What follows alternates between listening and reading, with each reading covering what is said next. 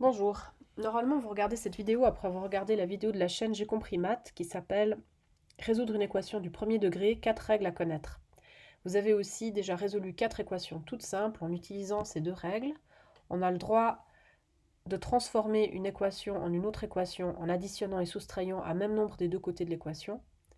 Et on a le droit de transformer une équation en une autre équation en multipliant et divisant par un même nombre des deux côtés de l'équation. Et qu'est-ce que ça veut dire on a le droit? Ça veut dire qu'on ne va pas changer l'ensemble de solutions. Aujourd'hui, je vous propose une équation qui est un tout petit peu plus compliquée parce qu'elle a des monômes avec des x dans le membre de droite et dans le membre de gauche. Et on va avoir besoin d'une règle supplémentaire pour pouvoir transformer cette équation-là en cette équation-là. Alors on commence par constater que ce sont deux équations qui ont le même ensemble de solutions. Cette équation, c'est ce qu'on appelle une équation explicite parce qu'elle nous dit directement la valeur de x. Si vous remplacez x égale 7 de ce côté, vous allez retrouver 7 égale 7. Donc on voit que 7 est la solution de cette équation. Et en remplaçant x par 7, ici on trouve 2 fois 7, 14, moins 5, ça fait 9. Et de l'autre côté, 16 moins 7, ça fait aussi 9. Donc 7 est bien la solution de cette équation. Comme ce sont deux équations qui ont le même ensemble de solutions, on dit qu'elles sont équivalentes. Alors, ce qu'on va voir, c'est comment faire pour passer de cette équation-là à une autre équation équivalente plus simple, à une autre équation équivalente encore plus simple, pour finalement arriver à cette équation-là qui nous dit directement quelle est sa solution. La première chose à faire, c'est de séparer les monômes qui ont des x des monômes qui n'ont pas de x. Alors on va essayer d'obtenir une équation qui a tous les monômes qui n'ont pas de x dans le membre de droite.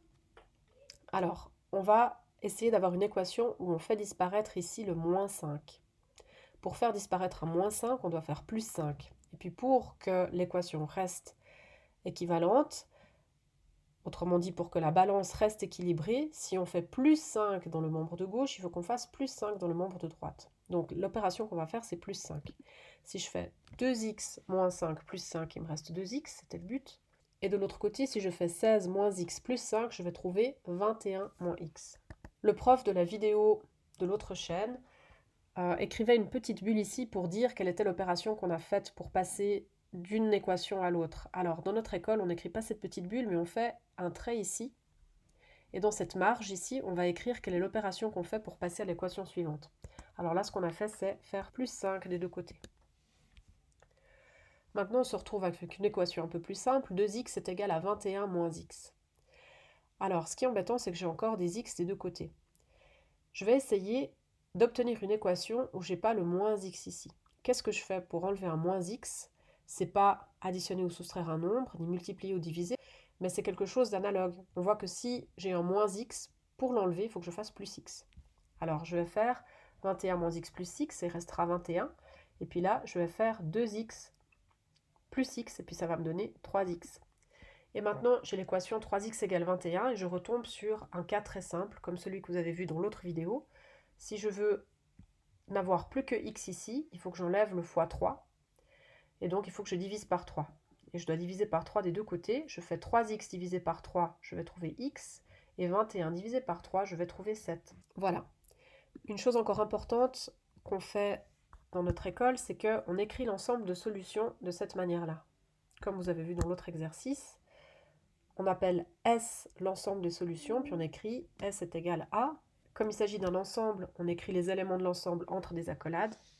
Et puis on écrit simplement S est égal à 7 comme ça. Il faut terminer toutes les équations par donner l'ensemble de solutions. Alors, on va maintenant regarder comment ça se présente dans l'aide-mémoire. C'est à la page 58, la rubrique résolution d'une équation du premier degré à une inconnue. Alors, on nous dit les règles d'équivalence permettent de résoudre toute équation du premier degré à une inconnue. Alors, qu'est-ce que c'est que les règles d'équivalence? Ce sont les règles qui se trouvent juste au-dessus. On nous dit que, alors ce qu'on connaît déjà, c'est ça, additionner ou soustraire un même nombre, ou un même monôme, ou un même polynôme aux deux membres de l'équation, et multiplier ou diviser les deux membres de l'équation par un même nombre non nul. Vous voyez que vous avez encore ici une règle d'équivalence, encore une chose qu'on a le droit de faire sans changer l'ensemble de solutions, c'est effectuer du calcul littéral dans les membres. Alors ça, on n'a jamais encore eu besoin de faire, on va regarder ça dans l'exemple ici. Alors, vous avez cette équation-là à résoudre. 4 qui multiplie x plus 1,8 est égal à 9x moins 12 plus x. Alors, vous voyez que c'est encore un degré de complexité supérieur. Alors, la première étape, en réalité, elle est très simple. C'est simplement qu'on va écrire de manière effectuée et réduite chacun des membres de l'équation. Vous voyez que dans le membre de gauche, il y a une multiplication à faire. Et dans le membre de droite, on a deux monômes en x. On a 9x ici, puis on a plus x là. Alors on va effectuer et réduire pour obtenir simplement des expressions plus simples. Alors ici, si j'effectue la multiplication, je dois faire la distributivité simple. 4 fois x, ça fait 4x. 4 fois 1,8, ça fait 7,2. Et qu'est-ce que je fais dans le membre de droite? Je réduis les termes semblables. J'ai 9x plus x, ça fait 10x, puis après j'ai moins 12.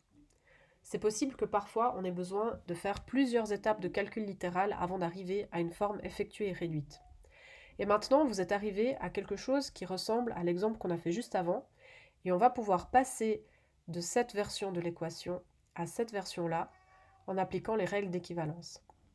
Alors, ces deux étapes-là, elles sont interchangeables. Mais l'idée, c'est qu'on veut séparer les monômes en x des autres monômes. On aimerait avoir les x d'un côté et puis les monômes qui n'ont pas de x de l'autre. Et puis pour ça, on peut commencer par exemple par mettre tous les monômes qui n'ont pas de x d'un seul côté. Là, si je décide que je veux mettre tous ces monômes-là à gauche, ça veut dire que je dois faire disparaître le moins 12 qui est là à droite. Pour faire disparaître un moins 12, je dois faire plus 12 des deux côtés. Là, le moins 12 disparaît, et puis là, au lieu d'avoir 7,2, j'ai 7,2 plus 12 qui fait 19,2.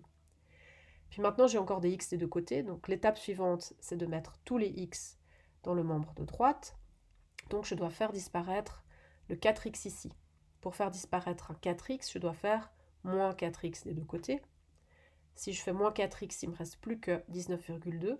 Et puis là, je fais 10x moins 4x et je trouve 6x. J'ai une équation maintenant très simple.